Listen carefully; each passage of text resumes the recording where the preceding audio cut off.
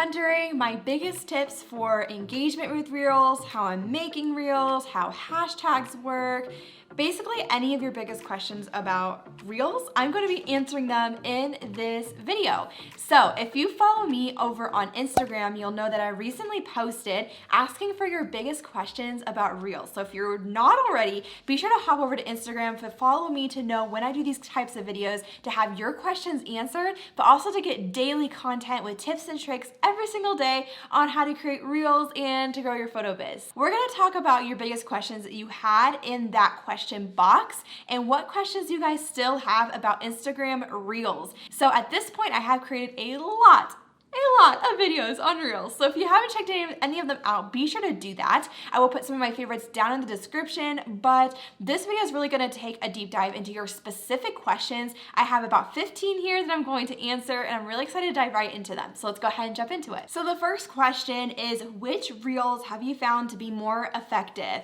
Personal, wedding, business tips, etc. So I have found and this might not exactly answer this question, but for me, behind the scenes, Reels have done really well, where I'm showing a process, where I'm giving a tip on how to do something, where I'm showing a before and after.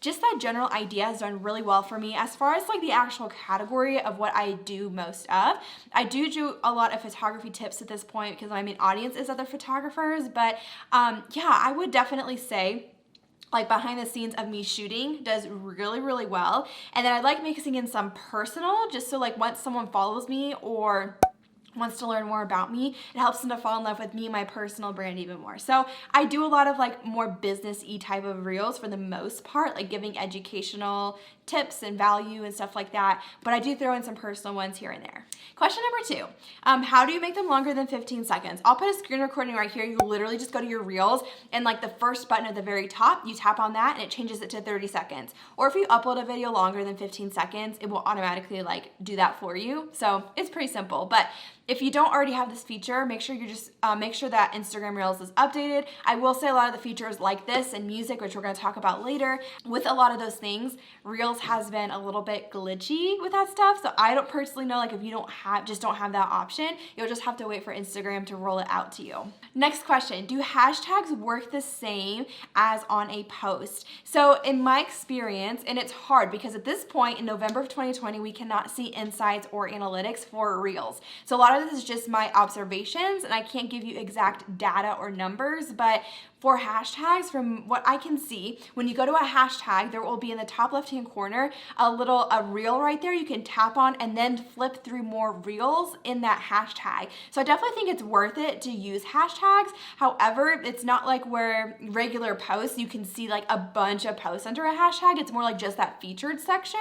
And so, you know, again, we don't really know how Instagram is choosing that. I think they're just going to be choosing what is the most valuable, what is actually relevant to that hashtag, what are people loving, and push it there if it matches all of those things. So again, we can't really know right now. Maybe in the future, I'll do like a video on this once we do know a little bit more about this. But as for my experience, works the same as far as like pushing stuff to the featured section of a hashtag, but not really much more than that. And I will say though that you can use up to 30 hashtags just like a post.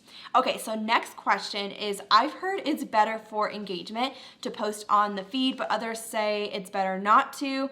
I don't know if you've heard that it's not good to post to the feed, I'm not really sure where that's coming from, because in my experience, just one, observing other accounts, and two, observing my own Reels, if I toggle on to push it to my feed, that's what they're talking about. Like when you go to publish a Reel and you toggle on the blue little circle and it's gonna push it to your feed as well, 1000% does way better than any Reel if you don't push it to your feed. From my experience and what I've seen, I think they do tend to do way better if you push them to your feed, because you're not only pushing it to the Reels Explorer page, but it's also being pushed to your own audience. And especially if your own audience already matches up with what you're sharing in the Reel and your targeted audience for the Reel, it just makes sense, right? And you kind of get that boost in the algorithm right when you post it, because it's sharing it not only to non-followers, but also followers of you. So to me, it just makes a lot more sense to push it to your feed, even if that means you remove it from your feed, like maybe a few days later after the post has died down a little bit. But yeah, for me, I personally think it's always better to push to of the feed. Okay, so next question is how often are you posting them and why at that frequency? So for the most part, I've been posting at least one per day, probably maybe up to 2 per day, especially when Reels first came out. I was like cranking them out and doing like at least 2 per day. And the reason why is because it was a new feature and I wanted to jump in on it and get as much engagement and get my content seen in front of as many people as possible before like maybe they start tweaking it and maybe pulling back on like how much virality that your Reels can have with people who don't already follow you. So that's why I initially started out posting at least 1 to 2 times per day. At this point, I have slowed down a little bit. I post 1 time per day on my Instagram like feed, whether it's a reel or a post. So it's not a reel like every single day. But I will say like being consistent with it has helped me a lot with my Reels, and it did take me a few weeks of being consistent with it, like at least 1 to 2 times per day to start seeing that kind of result. Next question is, how do you get started? I want to do them so badly, but I'm intimidated. I totally understand this. When I first started video marketing, I first started making YouTube videos like a little over 2 years ago, and I was like horrified. I was so scared. But I will say that first off, I have a whole video on this. So if you want to learn more about how to have more confidence creating Reels, go right here. Link will be in the description so you can jump to it after this video. But I would say that one, it gets easier the more that you do it. So the more that you push yourself to be on camera and to just practice makes perfect. It gets easier the more that you do it. And then once you can start getting that feedback and start getting people loving your Reels, then it just encourages you even more to want to keep doing them. So I would do that. 2, you can also check out my other YouTube video on all the different ideas especially if you're a business owner. I have a whole video with a list of ideas of different Reels that you can make. So it will help you to start creating a list of all the things or types of Reels that you might want to make. And spoiler too, one big hack here is make sure that you either just go to Reels or TikTok because they're both so similar, and you can literally just scroll and get so many ideas. Like the beauty of this type of video content is it doesn't have to all be original. In fact, jumping on trends, jumping on trending sounds, jumping on like trending music is a part of the app. And so you don't always have to come up 100% with original content every single time. In fact, I even think it does better if you're like almost putting your own spin on a trend or using music that's used by a lot of people. So I would say those things. Check out my other videos. Check out especially the Reels confidence one. That's really going to be helpful in figuring out like how you can just, push yourself to get started and get all of those ideas. All right, so next question is, besides more followers, what other growth have you seen from posting Reels? That's a really good question. So I share a lot about how Instagram Reels has allowed me to basically double my Instagram follower count in about 3 months flat, which is insane. I will say, so some other growth I've seen, I just recorded, it should go up right before this video. I just did another video on how I've actually made money using Reels, especially when I did like a shop sale right after I saw all that growth, and also like talking about a certain like TikTok video that I posted and how I gained $500 or made $500 for one of my shop products with that. So if you want to know more about that, I'll also put that in the description. We're just gonna have a whole list of videos in the description for you to binge after this. But yeah, I would say that some other growth that I have seen from posting them. I feel like my audience is seeing more of my personality, which was harder for me to convey and like for me to show before. Now, I will say I had a really strong personal brand. A lot of people knew like things about me in the sense of like, I love chai lattes, I love my dog, I'm married, like all of that kind of stuff. A lot of you know that about me, but I will say like from my personality aspect, like how I can get a little sassy, or how like I love to be super like upbeat and bubbly, like that just comes across even more when you're on video versus like just a still photo. So I will say for me, like that's not really like a tangible growth thing, but it's something that I have seen. And I've seen I've been able to use strategies to convert a lot of my followers into people on my email list, which then turns into like sales and stuff. And so that's some other growth that I've seen as far as like sales for my shop products or, email list subscribers. So if you want to know about, that's also in that video about Instagram Reels for business and how I did all that. So yeah, that will be linked down below too. But yeah, that's a really good question. And I hope that was really helpful. So next question is, do you think it's better to market to couples or photographers with Reels? So this is coming more from the perspective of a photographer. So if you're a photographer, listen up. This is one big mistake a lot of photographers are making. And if you want to be an educator, if you want to get into education, like 100%, this could be a really cool way to start growing your audience in that way. And I've seen other photographers do it, and it is amazing. But if you are someone still trying to book clients and you have no intention of getting into education for other photographers, stop making reels for other photographers. And I'm not saying you don't have to like completely stop. Like you can do one here and there that other photographers are going to find funny or relate to, but for the most part, try to create as many reels as you can that are going to attract your ideal client. So whether that's weddings, whether that's couples, whether that's families, whether that's seniors, like think about what they're going through, what are things you can help with, what are things they can relate to, and create reels based on that. And this is something I preach a lot. If you watch a lot of my other videos about how to gain more followers and all of that, I talk about this all the time, how it has to be targeted for your ideal client. And that might look different than mine, and that's okay. But make sure you're putting your own spin on those trends, and make sure that you're putting your own spin on it for your ideal client and makes sense. Because otherwise, like you might gain a bunch of followers, but what good is that if there are other photographers who aren't going to book you, right? And so just make sure it's very targeted for your specific ideal client, no matter what kind of business you're in. But I have seen this with a lot of photographers because I am a photographer and I see a lot of photographers doing reels and stuff. I think one big mistake, like they see other educators doing reels for other photographers, which is great, and it's great to be inspired, but also like make sure, like if you're not intending to educate, don't post reels for other photographers because that just doesn't really make sense in the long run, if that makes sense. So, okay, so next question is some good reel topic ideas to get started that would be easy to make. I already mentioned this, but I have a whole video with a bunch of ideas for reels, so again, that'll be in the description. Just go check out that video because it goes way more in depth than I ever could right here trying to answer it.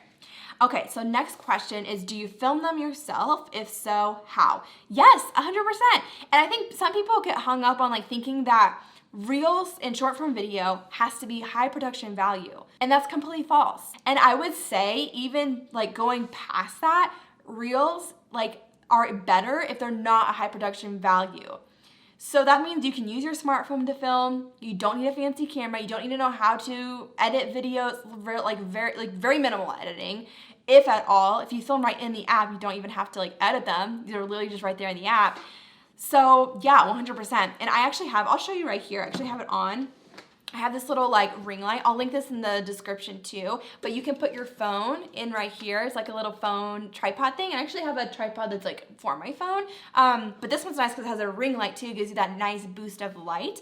And you're able to put your phone right here and literally just film yourself. And so I do that, like any of my reels where it's like me on camera, that's what I'm doing. I just have this ring light and I have my phone in there and I'm filming myself. So yeah, nothing says that it has to be like this high production value where you hire a videographer. Like if you want to do that, cool. But also like you see, like even just look at reels and TikToks and look at the ones that are going viral. That's what I have to say. Just keep an eye on that. Keep an eye on what's going viral, what's getting all the views.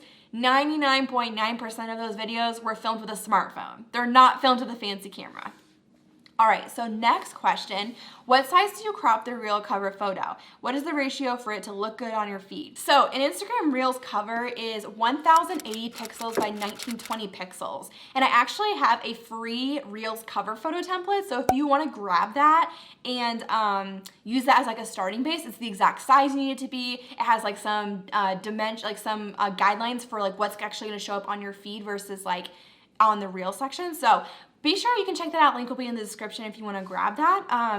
But yeah, so that could be a really helpful way to get started. And it's just on Canva or Photoshop. So if you have either one of those, you can use it and it's super easy. Yeah, and something to keep in mind here, and that's something that like I explain to you when I send you the free cover template, but the actual part that's actually going to show up on your feed is like the middle square section. So the middle section of that cover photo is what'll show up if you push it to your feed. So you just have to keep that in mind when you're creating a cover photo. Next question is, why can't I add music to my reels? So again, Instagram Reels, honestly, is pretty glitchy. It's still glitchy. There's a lot of people who still don't have this feature. So I made a whole video. We're gonna just add it to the list down in the description, but I made a video on how you can make a workaround to this because there's not one way I've been able to find. Like you can try switching to like a creator account or re-downloading or something like that, but I haven't found like there to be one specific way people have been able to get this. So one workaround is using like TikTok and then like re-uploading that over to your Reels. So I show you how to do that. If you go head over to that video, if you want to know more about how to add music, even if you don't have music, that'll show you exactly how to do that. Next question, do you remember how many followers you had when Reels launched? Yes, so I had around, I think it was around 6,500 followers when Reels first launched. And then 3 months later, so that was at the beginning of August, 3 months later at the beginning of November, I had about 12,100 or 200 followers. So basically almost doubled my following, which is insane. Okay, so next question. I can't figure out how to make text pop up or go away. Have you done any tutorials creating? Yes. Again, I'll add this to the list, but there is a full tutorial on how to use Instagram Reels in the description, here, wherever. I made a full-on tutorial that shows you how to add text. You literally just tap the little text icon in the upper right-hand corner, type in your text, and then in the bottom, you can like drag and slide like what part of the video you want it to show up. I feel like it's not as intuitive as TikTok was with the editing, but it's okay. So if you're still not sure how to do this, go watch my tutorial. It shows you exactly how you can add text and have it like at a certain time of the video. Next question is, do you do it in the app or do you video on your phone and bring them into Reels to post? So I do a combination of both. So if I'm filming outside of the app, like if I'm doing, maybe my assistant filmed a behind the scenes of me shooting a wedding or something like that, then they're filming that and then I take it in and like edit it somewhere else later and then bring it into the app. Or, I'm literally like that's in that case, like I would have to video on my phone. Like I'm not gonna have time to stop shooting a wedding and post a reel. That just, no, I'll do when I get back in the office later that week. And so it depends on the video. Like videos like that, I'm definitely filming outside the app and then just pulling from them later. But some videos, like especially if you're doing like lip syncing, like you're syncing and saying something in a sound that's like trending or something, it's a lot easier to do that kind of stuff when it's directly within the app instead of like trying to like film it outside the app and then match it up later. Like it just doesn't, it's a lot easier to film it right within the app. And Reels has gotten a lot better since they launched back in August or was it end of August? Or July. I think it might have been end of July, early August.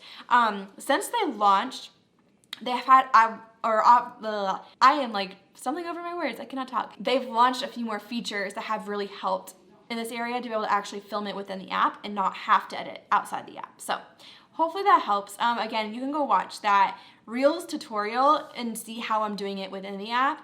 That'll make your life way easier. All right, and then another question is best time to post. So great question. So I think this depends on your audience. There's no best time that's the same for everyone. And if you're a business account, you can actually look at your account analytics and see like what time your audience is actually active on the platform. And I would aim for somewhere between that. So for me, my audience is most active between 12 p.m. and 6 p.m. Eastern Standard Time.